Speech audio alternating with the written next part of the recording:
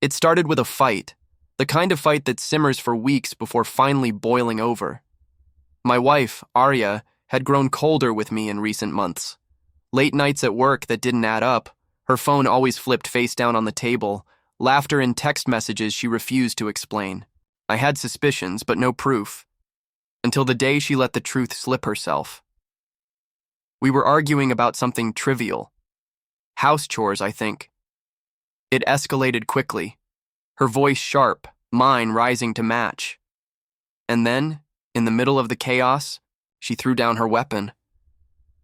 "You know what?" she spat, her eyes blazing with contempt. "I could leave you any time. Don't think for a second you're irreplaceable." The words hit me like a punch to the gut.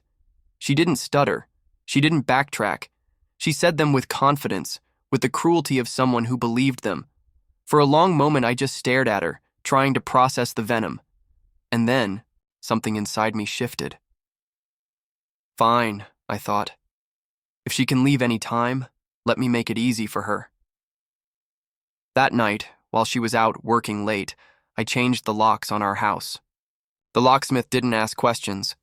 By the time she returned around midnight, fumbling with her key, the deadbolt wouldn't budge. I watched her from the upstairs window as she cursed, pounded on the door, called my phone repeatedly. I didn't answer. For the first time in a long time, I felt a strange calm. The next morning, I packed her belongings into boxes and left them neatly stacked on the porch. Alongside them, I taped a note. "You said you could leave any time. Now you don't. Need my permission."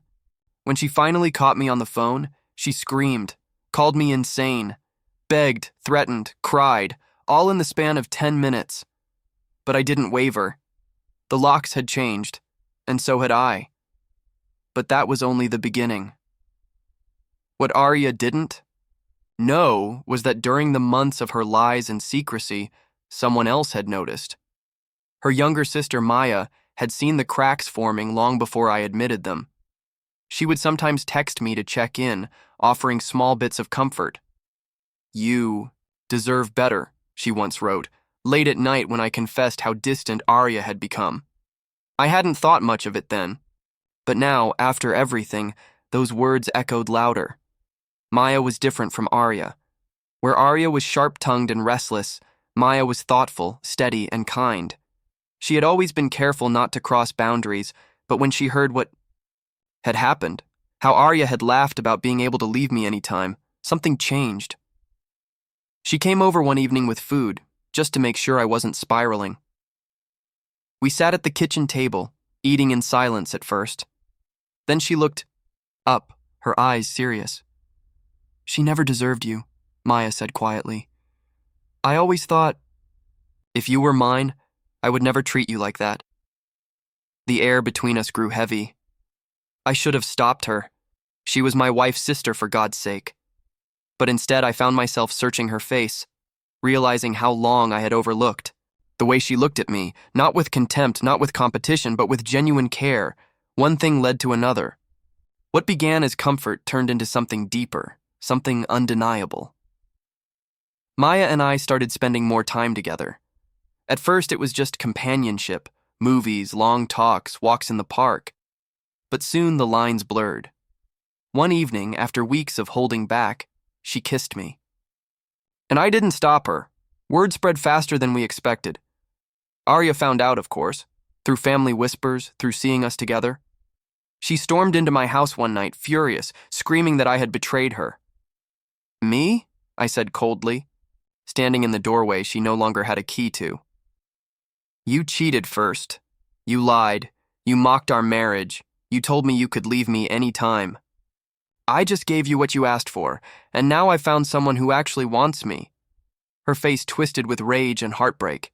"With my sister? You'll regret this." But I didn't regret it. Not then, not now, because Maya was nothing like her. She didn't treat me as disposable. She didn't make me feel like a placeholder until something better came along. She valued me, respected me, loved me without condition. In the end, Arya became a ghost of her own choices. She had gambled that I'd always be there, no matter. How cruel she was. She thought she held all the power. But the moment she said those words, "I could leave you any time," she handed me the key to my own freedom, and I took it. Changing the locks was just symbolic. What I really did was lock her out of my heart, my life, my future. And in her place, I found someone who had been waiting quietly all along, someone who showed me what real love looks like. Some people call it betrayal. Some call it poetic justice. But for me, it was simple. She said she could leave me any time, so I let her go.